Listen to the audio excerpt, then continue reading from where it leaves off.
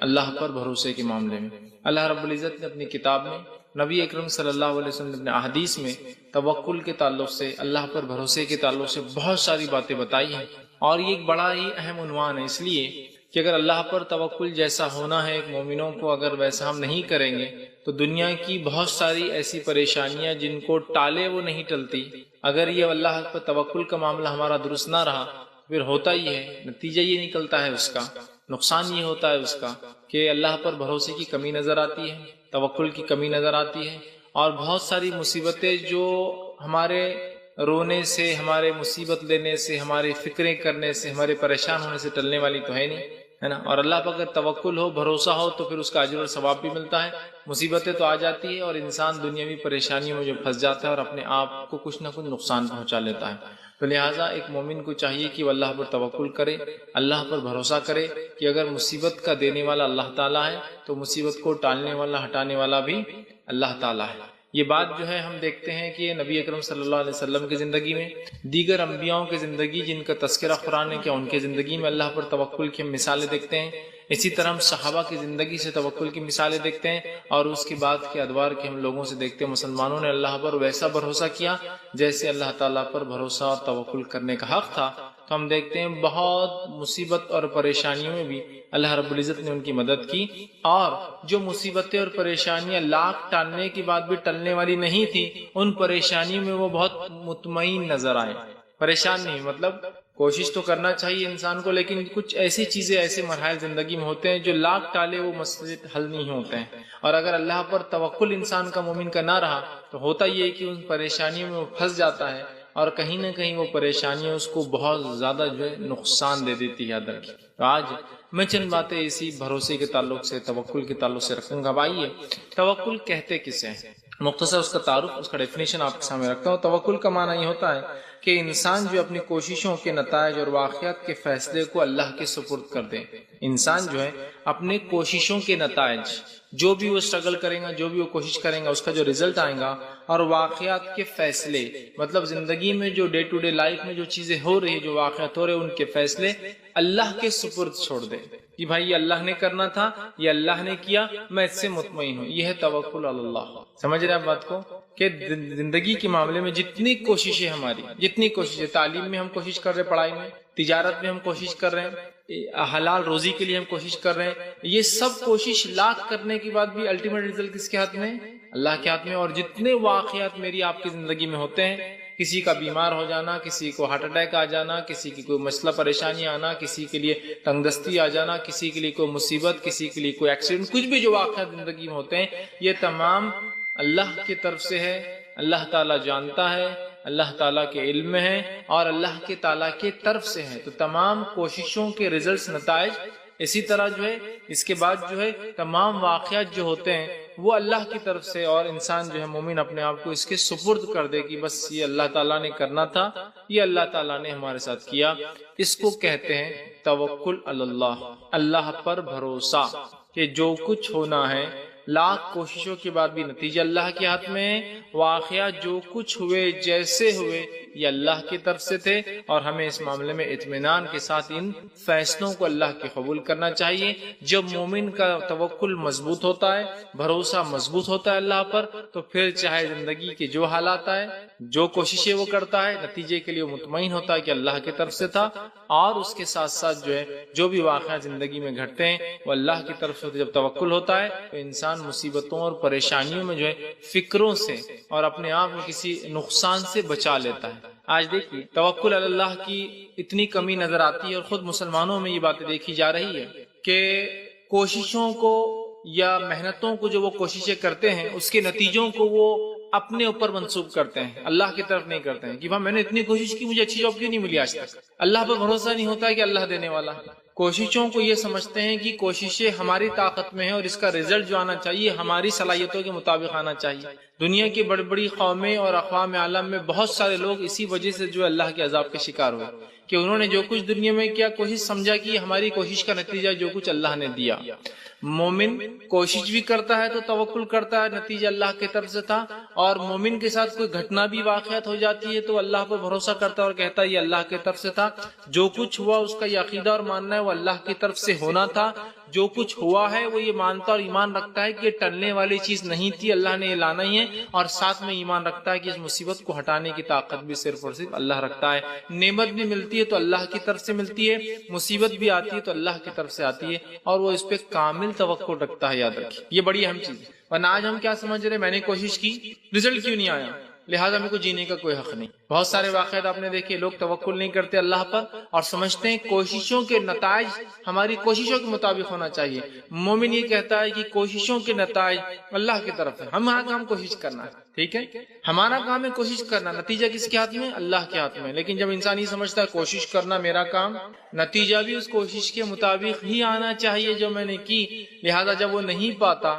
پھر ایسے راستے اپنا لیتا ہے، ایسے نقصان اپنے نفس کو پہنچا لیتا ہے، ایسے نقصان اپنے سماج کو پہنچا لیتا ہے، ایسے نقصان جو ہے ماحولیات کو پہنچا دیتا ہے، کسی کو انتہا نہیں۔ کئی لوگوں کو اللہ رحم کرے دیکھا گیا کہ کوشش کی تعلیم میں وہ چیز حاصل نہیں ہوئی، اپنی زندگی ختم کر لی، کہ تو انہوں نے کیا سمجھا، یہ کوششوں کا نتیجہ وہی آنا چاہیے جیسی کوششیں ہوئی ہے۔ ایسا نہیں ہوتا، یاد رکھیے، لاکھ کوششوں کے بعد بھی وہی ہوتا ہے جو اللہ تعالیٰ جو ہے چاہتا ہے، اس لیے کہ اللہ تعالیٰ کل مکمل مالک ہے تمام چیزوں کا، یاد رکھیے۔ اور مومن کا یہ بھروسہ ہے کہ اگر کچھ نہیں ہوا اس میں بھی خیر تھا، اور کچھ ہوا اس میں بھی خیر تھا، اور اسی کو کہتے توکل اللہ، کہ جو کچھ ہوا میرا پورا پکا بھروسہ ہے میرے رب پر کہ اس نے جو چاہا بہتر میرے لیے وہ کیا۔ اس چیز کو سمجھنے کی بہت زیادہ آج کے جو ہے سماج میں جو ہم لوگوں کو ضرورت ہے۔ اسی طرح جو ہے یہ بات بھی جو ہے مومن توکل کے اندر شامل ہے کہ ہم چاہے جتنی ہی کوشش کر لیں یا حالات جتنے ہی ناموافق ہو،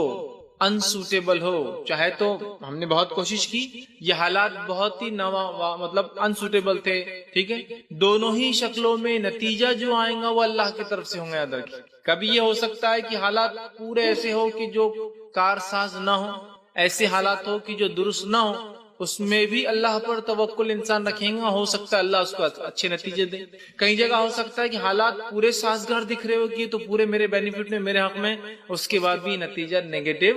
یا نتیجہ منفی آ سکتا ہے۔ یاد رکھیے، تو ہمارا یہ ایمان ہے کہ ہم جو ہے کچھ بھی کوشش کر لے، ہماری کوشش سے جو ہے رتی برابر بھی حالات، یاد رکھیے، کوششوں کی وجہ سے یا حالات کی وجہ سے، چاہے موافق ہو چاہے مخالف ہو، سوٹیبل ہو یا انسوٹیبل ہو، ذرہ برابر بھی جو ہے فرق نہیں پڑتا، اس کے اینڈ ریزلٹ پر اللہ جو چاہتا ہے نتیجہ، یاد رکھیے، وہی نکلتا ہے۔ یاد رکھیے، نتیجہ وہی نکلتا ہے جو اللہ چاہتا ہے، اور یہی توکل ہے۔ یاد رکھیے، اسی کو کہتے ہیں اللہ پر بھروسہ، اور ہمیں چاہیے ہر معاملے میں اللہ تعالیٰ پر ہم جو ہے مکمل بھروسہ کریں، اور جو بھی نتیجہ آئے اپنے دل کو مایوس نہ کرے، عام زبان میں کہیں گے اپنے دل کو چھوٹا نہ کرے، اس لیے کہ مومن جب اللہ پر توکل کرتا ہے تو آنے والے نتیجوں سے وہ گھبراتا یا پریشان نہیں ہوتا۔ یاد رکھیے، اب آئیے اللہ رب العزت دیکھیے توکل کے تعلق سے اپنے نبی کو فرماتا ہے اور کہتا ہے، سورہ آل عمران سورہ نمبر 3 آیت نمبر 159 میں 159 میں دیکھیے، اور کہتا ہے کہ پہلے تو کوئی مصیبت کی گھڑی یا کوئی جنگ ہو تو مشورہ لے لو اے نبی، جب مشورہ لے لو، کوئی نتیجے پہ آ جاؤ تو پھر اللہ پر مضبوط بھروسہ کر لو اور پھر اس نتیجے پر جم جاؤ، اور جو بھی نتیجہ نکلے، مطلب مشورے کے بعد جو طے ہو وہ کر لو، اس کرنے کے بعد جو بھی نتیجہ نکلے بس تم اللہ پر بھروسہ کرو۔ اور یہ بڑی اہم چیز ہے، یاد رکھیے، اپنے زندگی میں ایسے کئی معاملات ہمارے آتے ہیں جہاں ہم مشورہ لیتے ہیں لیکن اس کے بعد وہ توکل نہیں ہوتا اور پھر ڈگمگ ڈگمگ ڈگمگ معاملہ چلتا ہے۔ تو آئیے اللہ رب العزت دیکھیے اپنے نبی کو کیا فرماتا ہے، آیت یوں ہے، وَشَاوِرْهُمْ فِي أَمْرِي فَإِذَا عَزَمْتَ فَتَوَكَّلْ عَلَى اللَّهِ۔ اے نبی، صحابہ سے مشاورت کر لیجئے، مشورہ لیجئے، بات چیت، مشورہ بڑی اہم چیز، مشاورت کیجئے، مشورہ لیجئے۔ اور جب آپ صحابہ سے مشورہ لے، حالانکہ نبی تک تو وہی آتی تھی، پھر مشورے کی کیا ضرورت نبی کو؟ یہ ہم کو تعلیم دی جا رہی ہے کہ نبی کے جانے کے بعد جب تم کوئی کام کرو تو مشورے سے کر لو، مشورے کی بڑی اہمیت ہے۔ تو صحابہ کو نبی ٹریننگ دے رہے ہیں، تو اللہ کہہ رہا ہے وَشَاوِرْهُمْ فِي أَمْرِي، کسی حکم میں، کسی جنگ کے لیے، کسی مصیبت کے حل کے لیے جائے نبی مشورہ لو، فَإِذَا عَزَمْتَ فَتَوَكَّلْ عَلَى اللَّهِ، اور جب مشورے کا کوئی نتیجہ نکل جائے تو کیا کرو؟ خوب مضبوطی سے جم جاؤ اس پر، فتوکل اللہ، اور اللہ پر پھر بھروسہ رکھو۔ تو دیکھیے یہ آیت تو کسی خاص گھڑی کسی جنگ کے لیے آ رہی ہے، لیکن اس اصول کو اپنی زندگی میں لاگو کر لیں کہ جب ہم نے بہت سی بار ہوتا ہے ہم چیزوں سے مشورہ لیتے ہیں، لوگوں سے مشورہ لیتے ہیں، مشورہ لینے کے بعد عمل نہیں کرتے، لیکن پھر ڈگمگ، لوگ جمع ہوئے، مشورہ لیا گیا، مشورے کے بعد پھر آپ ڈگمگ ہو رہے ہیں۔ نہیں، مشورہ لینے کے بعد ہمیں جمنے کا حکم دیا گیا۔ دیکھ کیا کہا، وَشَاوِرْهُمْ فِي أَمْرِي، اے نبی ان سے مشاورت کرو، مشورہ لو۔ فَإِذَا عَزَمْتَ، اور جب کوئی نتیجے پہ آ جاؤ، فَإِذَا عَزَمْتَ فَتَوَكَّلْ عَلَى اللَّهِ، تو پھر مضبوطی کے ساتھ جم کر اس پہ اللہ پر بھروسہ کرو، علی اللہ۔ پھر اللہ نے فرمایا توکل علی اللہ ان اللہ یحب المتوکلین، اس لیے کہ اللہ تعالیٰ اس پر بھروسہ کرنے والوں کو پسند کرتا ہے۔ ان ینصرکم اللہ فلا غالب لکم، اور اللہ جب تمہاری مدد کو آ جائے تو کون ہے جو تم پر غالب آ سکتا ہے؟ کون ہے جو تمہیں جو تکلیف پہنچا سکتا ہے؟ کون ہے جو تم پر حملہ کر سکتا ہے؟ کون ہے تم پر جو حاوی آ سکتا ہے؟ وَإِن يَخْذُلْكُمْ فَمَنْ ذَا الَّذِي يَنصُرُكُم مِّن بَعْدِهِ، اور اگر اللہ ہی تمہارے مخالف آ جائے، اللہ تمہارے ساتھ کو نقصان چاہے، تو کون ہے جو تمہاری مدد کر سکتا ہے؟ کون ہے جو تمہاری ہیلپ کے لیے آ سکتا ہے؟ من بعد وَلَلَّهِ فَلْيَتَوَكَّلِ الْمُؤْمِنُونَ، اور مومنوں کو چاہیے کہ وہ اللہ پر ہی توکل کرے۔ تو اس آیت میں دیکھیے بتایا گیا کہ جب ہم کوئی کام کرے، کوئی مشورہ لے لے، تو اس کام کو بہت مضبوطی کے ساتھ کرے۔ ہم دنیا میں دیکھتے ہیں لوگ بہت جلدی چیزوں کو جو ہے معاملات کو چینج کرتے ہیں، اتنے اسپیڈ سے جو ہے اس کو چینج کرتے ہیں کہ آج یہ مسئلہ، کل وہ مسئلہ، پرسوں وہ مسئلہ، ترسوں، سمجھ رہے آپ؟ مشورہ لیا کہ یہ کروں، ہاں، مطلب کچھ دن ہوئے، نہیں، جب نہیں رہا۔ جب آپ کسی چیز کا مشورہ لے لے، کسی چیز کا معاملہ کر دے، تو مضبوطی کے ساتھ جمنا یاد رکھیے اس طے شدہ فیصلے پر۔ تو یہاں بھی اللہ رب العزت نے دیکھی کہا کہ جب آپ مشورہ لے لیں، مضبوطی کے ساتھ اس معاملے پہ جو ہے جم جائے، عزم کے ساتھ جم جائے۔ اب دیکھیے جنگ کے ماحول میں جب ہم نے فیصلہ لے لیا، جنگ یا مصیبت کا دونوں کے لیے آیا تھا، جنگ کے معاملے میں فیصلہ لے لیا، اس میں بھی اللہ رب العزت نبی کو فرما رہا ہے کہ جنگ کی حالت میں بھی اگر تمہارے پاس جس سے تمہاری جنگ وہ امن کے لیے آئے تو امن دے دو، اور یہ مت گھبراؤ کہ تم سے ڈر کر جو ہے وہ آ گئے ہوں گے اس لیے اور بعد میں نقصان پہنچائیں گے، اس لیے کہ جب تم اللہ کے لیے یہ کرو گے، اللہ تمہاری حفاظت کرنے والا ہے۔ تو یہاں دیکھیے اگر کافر صلح کے لیے جھک جائے تو اللہ کہہ رہا ہے تم اس صلح کو مان لو اور ڈرو مت کہ وہ تم پر دوبارہ پیٹ پیچھے حملہ کریں گے، اس لیے کہ جب صلح کرنے کا حکم اللہ نے دیا اور تم اس پر توکل بھروسہ رکھ کے کرو گے تو اس کافر سے، اس دشمن سے حفاظت کرنا بھی اے نبی اللہ کا ہی ذمہ ہے۔ تو تم اس معاملے میں ڈرو مت۔ اللہ رب العزت اپنے نبی کو دیکھیے سورہ انفال سورہ نمبر 8 آیت نمبر 61 اور 62 میں فرماتا ہے، کہتا ہے وَإِن جَنَاحُوا لِلسَّلْمِ فَاجْنَحْ لَهَا، اگر وہ تمہارے پاس جنگ کی حالت میں آ کر صلح کرنا چاہے تو اے نبی آپ صلح کر لو، وَتَوَكَّلْ عَلَى اللَّهِ إِنَّهُ هُوَ السَّمِيعُ الْعَلِيمُ، اور اللہ پر توکل بھروسہ کرو، اللہ سننے والا اور جاننے والا ہے۔ اور آگے فرما رکھا اور اگر وہ تجھے دھوکہ دینا چاہے تو وہ کچھ پرواہ نہیں کہ تجھے اللہ کافی ہو جائے گا۔ مطلب دیکھیے اللہ فرما رہا ہے اگر کافر بھی جنگ کی حالت میں تم سے صلح کرنے، دشمن بھی جنگ کی حالت میں صلح کرنے آئے، صلح کر لینا چاہیے، ڈرنا نہیں چاہیے ارے یہ تو حملہ کر سکتے ہیں۔ اس حملے سے بچانا، ان کی چال بازیوں سے بچانا کس کا ذمہ ہے؟ اللہ تعالیٰ کا ذمہ ہے، یاد رکھیے۔ تو کہا اللہ رب العزت نے کہ مومنوں کو چاہیے کہ وہ اللہ پر بھروسہ رکھے اور اللہ جو ہے ان کے لیے کافی ہو جائے گا۔ اسی نے اپنی اور مسلمانوں کی نصرت سے تیری تائید کی ہے، اور نبی اللہ نے جو ہے آپ کی تائید، آپ کی مدد جو ہے مسلمانوں کے ذریعے جو ہے اور نصرت جو فتح اپنے طرف سے جو ہے مدد جو ہے آپ کو عطا فرمائی ہے۔ تو یہاں بھی دیکھیے نبی کو کہا جا رہا ہے کہ کافر جنگ میں بھی آ کر صلح کہے تو آپ صلح کو مان لیجئے، اس لیے کہ اللہ تعالیٰ آپ کی حفاظت کرنے والا ان کی چال بازیوں سے۔ اسی طرح ہم دیکھتے ہیں کہ اللہ رب العزت نے جو ہے صرف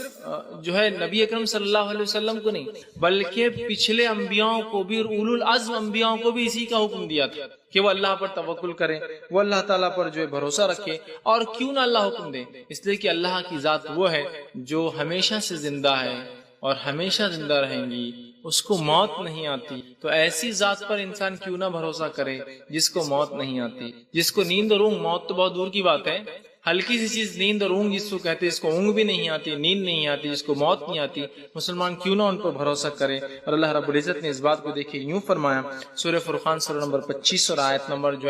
56 اور 57، 56 اور 57 میں اللہ فرماتا ہے وَمَا أَرْسَلْنَاكَ إِلَّا مُبَشِّرًا وَنَذِيرًا، اے نبی ہم نے آپ کو لوگوں کو بشارت دینے والا اور خوشخبریاں دینے والا اور ڈرانے والا، گناہوں سے ڈرانے والا بنا کر بھیجا ہے۔ قُلْ ما اسألکم علیہ من اجر، اور اے نبی کہہ دیجئے میں تم سے کوئی بدلہ نہیں چاہتا ہوں ان تمام چیزوں کے بدلے میں، علیہ اجر الا من شاء ان یتخذ الی ربہ سبیلا، اور تم میں سے جو چاہے اپنے رب کی راہ کو، حق کو مانے اور اس کے اوپر چلے، ربہ سبیلا وتوکل علی اللہ علی الحی حی الذی لا یموت، اور اے نبی آپ کو اس ذات پر بھروسہ کرنا چاہیے جو زندہ ہے اور جس کو کبھی موت نہیں آتی۔ تو ہمارا بھروسہ، مسلمانوں کا بھروسہ ایک ایسی ذات پر ہے جو زندہ ہے اور اس کو کبھی موت نہیں آتی۔ اور اللہ رب العزت نے اپنے بڑے بڑے انبیاءوں کو، اولو العزم پیغمبروں کو بھی اپنے اوپر توکل کرنے کا حکم دیا، اور نوح علیہ السلام کی خاص طور سے مثال بیان کی۔ میں اس مثال کو آپ کے سامنے رکھوں گا، سورہ یونس سورہ نمبر 10 اور آیت نمبر 71 میں اللہ نے فرمایا نوح علیہ السلام نے 950 سال 950 ایئرز تک اپنی قوم کو دعوت دی، قوم ایمان نہ لائی، قوم نے بلکہ نوح علیہ السلام کے خلاف چال بازیاں رچی، کوئی ایمان نہ لایا، حتیٰ کہ آپ کے بیٹا بھی ایمان نہیں لایا، مطلب گھر کے لوگ بھی ایمان نہ لائے۔ ایک روایت کے مطابق کچھ لوگ، چند 70 یا 80 لوگ یا 90 لوگ صرف آپ پر ایمان لائے، مطلب 950 سال کی دعوت میں 950 لوگ بھی، 100 لوگ بھی جو ایمان نہیں لائے۔ اتنی کم تعداد، قلیل تعداد، کمزور لوگوں کی تعداد، چونکہ قرآن نے بیان کیا کہ نوح کے ماننے والے سارے کمزور لوگ تھے، عام طور سے غریب کمزور طبقے کے، اور مالدار لوگ مذاق اڑا رہے تھے کہ کیا ہے نوح کے ماننے والے تو چھوٹے موٹے لوگ ہیں، ہم بڑے بڑے لوگ تو مان نہیں رہے نوح کی بات، مطلب چونکہ ہم بڑے ہیں، ایلیٹ ہیں، ہم ایک سماج کے، ہم جو کریں گے وہ سب صحیح، اور ہر زمانے میں ہوتا ہے مالدار لوگ سمجھتے ہیں جو ہم کر رہے ہیں وہی سب صحیح ہے، کیونکہ ہم تو نہیں مان لائے نوح پر، اور غریب شریف مطلب عجیب غریب لوگ، غریب لوگ اور سماج میں کم درجہ رکھنے والے لوگ نوح پر ایمان لائے، اور بہت کم تعداد تھی، اور ظاہر سی بات ہے ایسا لگتا ہے کہ بہت سارے لوگوں نے ظاہر بھی نہیں کیا تھا نوح علیہ السلام پر کہ وہ ایمان لائے، ڈر کی وجہ سے۔ بہرحال تو نوح علیہ السلام کی مثال اللہ بیان کرتا ہے اور فرماتا ہے سورہ یونس سورہ نمبر 10 آیت نمبر 71 میں اللہ نے فرمایا وَاتْلُ عَلَيْهِمْ نَبَأَ نُوحٍ، اے نبی خبر سنا دیجئے، غائب کی خبر سنا دیجئے لوگوں کو نوح علیہ السلام کی، اذ قال لقومه یا قومی، جب انہوں نے اپنی قوم سے کہا اے میری قوم، ان کان کبور علیکم مقامی وتذکیری بآیات اللہ فعلی اللہ توکلت فاجمعوا امرکم وشرکاءکم ثم لا یکن امرکم علیکم غمۃ ثم اقضوا الی ولا تنظرون۔ نوح علیہ السلام نے فرمایا کہ اپنی قوم سے اور کہا یا قومی، اے میری قوم کے لوگوں، اگر میرا رہنا اور اللہ کی آیتوں کے ساتھ میرا نصیحت کرنا تم کو شاق گزرتا ہے، میرا تم میں رہنا اور جو میں تم کو اللہ کی آیتیں بار بار پڑھ کر سناتا ہوں تم کو ذرا برا لگتا ہے، گزرتا ہے، تو اللہ پر میں نے بھروسہ کر لیا ہے، تو میرا تو بھروسہ اللہ پہ ہے کہ اللہ میری حفاظت کرنے والا ہے، اللہ تم سے مجھے بچانے والا ہے، اللہ مجھ سے کام لے، میرا بھروسہ تو اللہ پر ہے، تو تم اپنی تدبیر کو اور اپنے شریکوں کو خوب مضبوط کر لو، تو تم جو میرے خلاف جو چال چلنا چاہتے ہو اس چال کو بھی چلو، اور جتنے شرکاؤں کو اللہ کے علاوہ جن کو تم معبود مانتے ہو سب کو بھی تم مضبوط کر لو، میرے خلاف کھڑا کر دو، اور فرمایا خوب مضبوط کر لو، پھر تم پر تمہاری تدبیر چھپی نہ رہے، پھر اس کو مجھ پر پورا کر لو اور مجھے مہلت نہ دو، اور جو تدبیر تمہاری مجھ پر ہے، جو تم کہتے ہو کہ نوح نے اگر ہمارے معبودوں کے خلاف بات کی تو یہ معبود شاپت کر دیں گے، یہ معبود نوح کو برباد کر دیں گے، یہ معبود جو ہے نوح کو ہلاک کر دیں گے، تو تم جو کر سکتے ہو میرے خلاف کر لو، تمہارے معبود جو کر سکتے کر لو، اور زیادہ دیر مت کرو، جتنے جلدی ہو سکتے میرے خلاف کر لو، میں نے تو اپنا بھروسہ اللہ پر رکھ لیا ہے۔ تو نوح علیہ السلام دیکھیے اللہ پر توکل کتنی عظیم چیز ہے، کہ نوح علیہ السلام کا توکل اللہ پر بھروسہ دیکھیے، ایک واحد شخص سے پوری قوم کے خلاف، اور پوری قوم کو آپ نے چیلنج کر دیا جو چاہے کر لو، میرا رب مجھے بچانے والا، پوری قوم کو چیلنج کر رہے ہیں، تمہارے شرکا جو تدبیریں چلتے ہو چل لو، چالے دیر مت کرو، جتنے جلدی چل سکتے ہو چل لو، میرا تو بھروسہ اللہ تعالیٰ پر. ایسا مومن کا بھی کامل بھروسہ اللہ پہ ہونا چاہیے جیسے نوح علیہ السلام کا تھا کہ جو چاہے قوم کر لے میں تو ڈرنے والا نہیں ہوں، اس لیے کہ میں حق کام کر رہا ہوں، میں حق کی بات کر رہا ہوں. تو نوح علیہ السلام کا دیکھیے توکل تھا. اور جب قوم کے لوگوں نے کہا نوح بہت بڑی بات کر رہے ہو، تم کو تو اب ہمارے معبود چھوڑیں گے نہیں، تمہیں ختم کر دیں گے، تم پر عذاب آ جائیں گا، تمہارے ساتھ یہ ہوگا، تمہارے ساتھ وہ ہوگا. نوح علیہ السلام مطمئن تھے اور اللہ نے اس واقعے کو بیان کیا جب لوگ ان کو ڈرا رہے تھے. سورہ ہود سورہ نمبر 11 آیت نمبر 54 اور 55 میں اللہ نے بیان کیا اور فرمایا کہ نوح علیہ السلام کو جب لوگ ڈرا رہے تھے اور دھمکا رہے تھے اور کہہ رہے تھے کہ ہمارے معبود اب تمہارے ساتھ نوح یہ کریں گے وہ کریں گے، تو نوح علیہ السلام مطمئن تھے اور انہوں نے جواب دیا قوم کا انی اشہد اللہ واشہدوا انی بریء مما تشرکون. اور نوح علیہ السلام نے کہا میں اللہ کو گواہ کرتا ہوں اور تم کو گواہ ہو، تم بھی گواہ ہو اس پر، ان سے میں بیزار ہوں جن کی تم عبادت اللہ کے ساتھ کرتے. نوح علیہ السلام نے گواہی دی کہ میں گواہی دیتا ہوں اور تم بھی گواہ رہنا ہے میری قوم، میں بری ہوں، میں بیزار ہوں، میں جو ہے پریشان ہوں جن چیزوں کی تم اللہ کو چھوڑ کر عبادت کرتے ہو. میں کھل کر اس کا اعلان کرتا ہوں، میں کوئی ڈرتا نہیں ہوں ان معبودوں سے، میں کوئی گھبراتا نہیں ہوں کہ میرے ساتھ کیا کریں گے، اس لیے کہ کچھ بھی نہیں کر سکتے. مما یشرکون دونی فکیدونی جمیعا ثم لا تنظرونی انی توکلت علی اللہ ربی و ربکم. اور نوح علیہ السلام نے فرمایا اور کہا کہ تم جو ہے پھر ٹھہراتے ہو، پھر تم سب مل کر میرے ساتھ داؤ کر لو، جو تمہیں کرنا ہے وہ کر لو، میرے ساتھ داؤ کر لو، پھر مجھے مہلت نہ دو، میں نے اللہ پر جو میرا پروردگار ہے اور تمہارا اس پر بھروسہ کر لیا ہے. تو نوح علیہ السلام کی قوم نے چیلنج کیا. نوح علیہ السلام نے کہا تمہیں جو کرنا ہے کر لو، تمہارے شروع کا جو کر سکتے کر لو، میں نے تو کامل بھروسہ اپنا اللہ تعالیٰ پر کیا ہے. تو یہ دیکھیے کامل بھروسے کی مثال ہے، توکل اللہ کی یہ جیتی جاگتی مثال ہے کہ نوح علیہ السلام نے پوری قوم کے خلاف چونکہ اللہ کا پیغام لے کر آئے تھے، آپ کو یقینی بھروسہ تھا کہ اللہ تعالیٰ میری مدد کریں گا. آج ہم مسلمانوں کو بھی سخت ضرورت ہے کہ ہم اللہ پر کامل بھروسہ رکھیں کہ ہم چونکہ حق پر ہیں، ہمارے پاس حق کا پیغام ہے، ہم ہی ہے جو انسانیت کو ہدایت دے سکتے ہیں، ہمارے پاس ہی امن کا پیغام ہے. اللہ پر توکل رکھ کے ہمیں لوگوں تک پہنچنا ہے. یاد رکھیں اگر ہم اپنے آپ میں ڈر کر بیٹھ گئے، نوح علیہ السلام کو دیکھیے اکیلا آدمی پوری قوم کے خلاف کھڑا ہے. ابراہیم علیہ السلام کا توکل دیکھیے اکیلا آدمی پوری قوم کے خلاف کھڑا ہے. نبی اکرم صلی اللہ علیہ وسلم کا توکل دیکھیے اکیلا آدمی پوری قوم کے خلاف کھڑا ہے. ہمیں بھی اگر ہم سمجھتے اسلام کو حق ہے، اللہ پر بھروسہ کریں، جم جائے اس پر اور بات پہنچا. ڈگمگ والا معاملہ نہیں کہ کہیں مناسب ماحول دکھا تو مسلمان ہے تو مسلمان کا اظہار، کہیں نامناسب ماحول دکھا تو کافر جیسے ہو گئے، پھر مناسب ماحول دیکھا تو مسلمان. اگر ہمیں لگتا ہے کہ اسلام حق ہے تو ہمیں اس پر جم جانا ہے. نہ صرف جمنا ہے، اس پیغام کو لے کے لوگوں تک پہنچنا بھی کہ ہم بس حق ہے، اللہ پر بھروسہ ہے، جو ہوں گا اللہ کی طرف سے. تو نوح علیہ السلام نے کھلا چیلنج کیا اور کھلا اعلان کر دیا کہ میں نہیں ڈرتا ہوں. حدیثوں میں بھی نبی اکرم صلی اللہ علیہ وسلم کے تعلق سے اگر ہم دیکھیں آپ کا کیسا بھروسہ تھا، کیسا توکل کرتے، چونکہ آپ حق کا پیغام لے کر پہنچے تھے. ایسا توکل تھا کہ مثال کے طور پہ ایک واقعہ آپ لے لیجئے جو کہ بخاری کی روایت ہے، صحیح مسلم میں بھی متفق علیہ واقعہ ہے. نبی اکرم صلی اللہ علیہ وسلم ہجرت کے لیے نکلتے ہیں، سارے کافر آپ کے خلاف کھڑے ہیں، آپ ہجرت کے لیے نکلتے ہیں. آپ کا اللہ پر کیسا بھروسہ ہے. فجر کے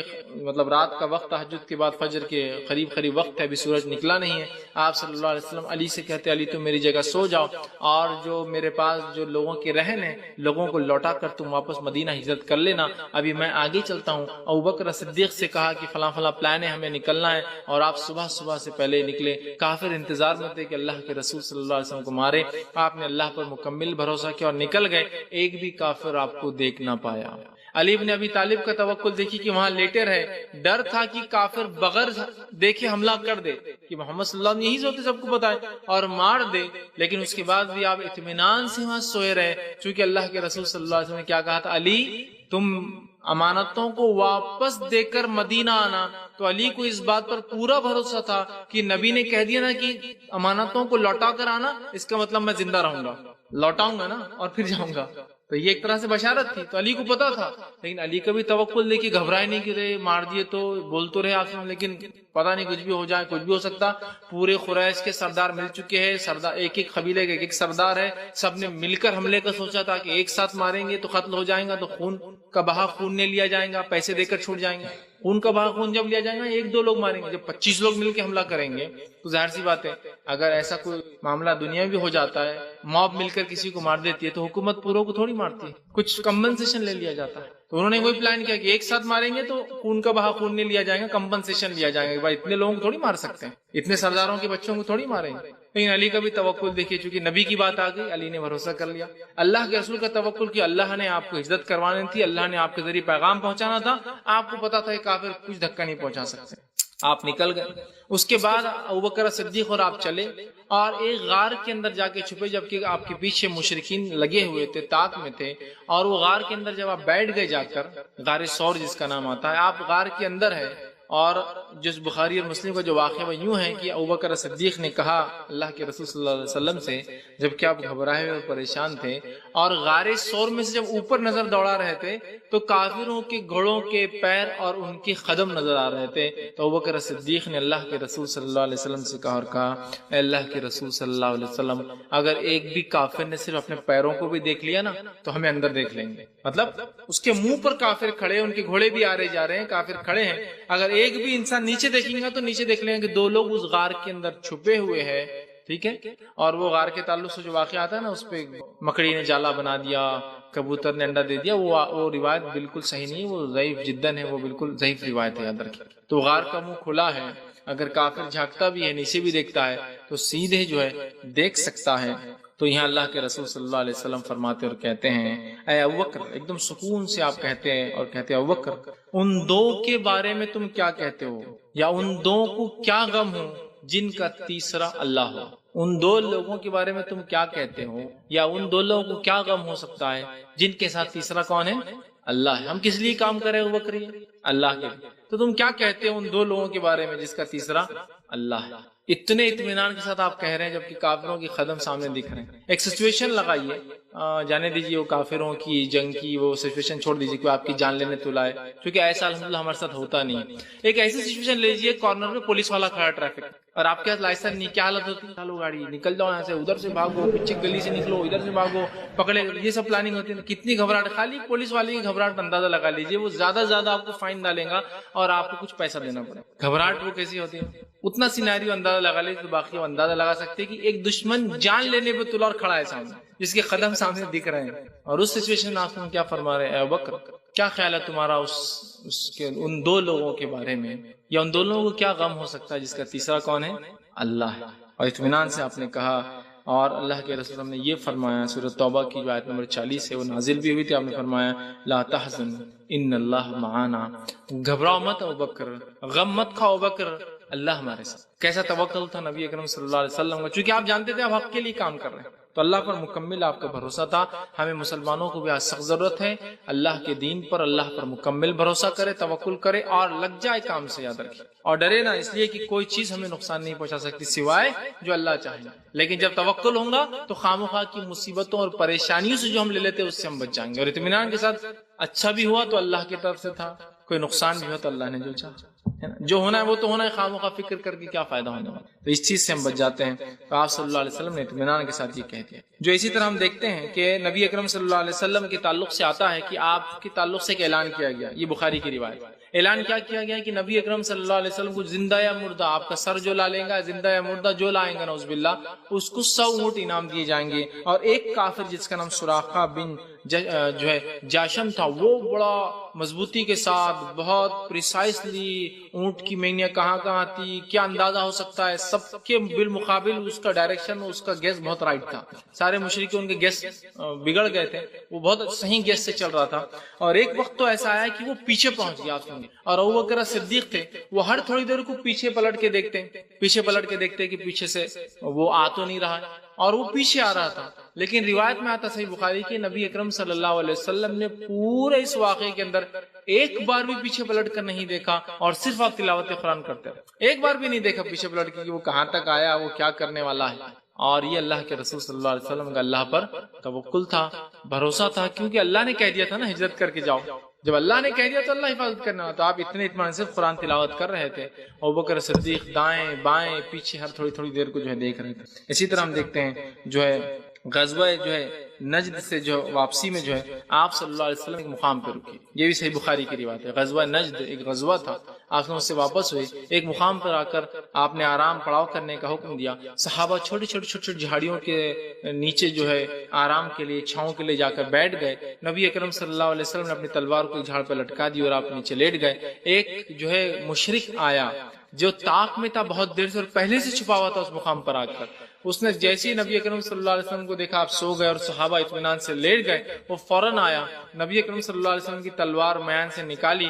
اور سیدھا کود کر آپ کے سینے پر بیٹھ گیا اور تلوار گردن پہ رکھ کر کہا, اے محمد اب تجھے کون بچائیں گا. نبی اکرم صلی اللہ علیہ وسلم کی جب آنکھ کھلی, جب وہ آدمی کود کر آپ کے سینے پہ آ کر بیٹھا, تو آپ صلی اللہ علیہ وسلم نے اطمینان کے ساتھ لیٹے لیٹے جواب دیا, اللہ. اتنا ہی جواب دیا. اس نے کیا سوال کیا ہے, محمد تجھے اب کون, مطلب صحابہ سب چلے گئے تھے ادھر, اب کون ہے تیرے ساتھ؟ لیڈر تو ہے لیکن لیڈر اکیلا ہے. آپ کو کوئی فکر نہیں تھی کہ صحابہ ساتھ ہوں گے یا نہیں ہوں گے. آپ نے کہا اللہ مجھے بچائیں گے. وہ کافر نے جو ہی یہ بھروسہ, یہ توکل اور یہ اعتماد دیکھا اپنے رب پر, چونکہ وہ مشرکوں کو اپنے معبودوں پر اور اپنے بتوں پر ایسا توکل نہیں تھا, سمجھ رہے آپ, اس لیے کہ قرآن نے کہا کہ ان سے پوچھو اے نبی, جب یہ بحر پانی میں ہوتے ہیں تو کس سے مدد مانگتے ہیں؟ تو مشرکین کا یہ عقیدہ تھا کہ پانی میں کبھی بھی بتوں سے مدد نہیں مانگنا, اللہ سے مانگنا. یہ مصیبت کا وقت ہے, یہاں کچھ بھی نہیں, سیدھا اللہ سے, بیچ میں کوئی میڈیٹر نہیں, کچھ نہیں, اللہ سے. نبی پوچھو پانی میں کس سے مدد مانگتے ہو, تو کہیں گے اللہ سے. اور یہ اتنا حقیقی واقعہ ہے, اتنی فطری چیز ہے, ہم لوگ تو اللہ کو ماننے والے.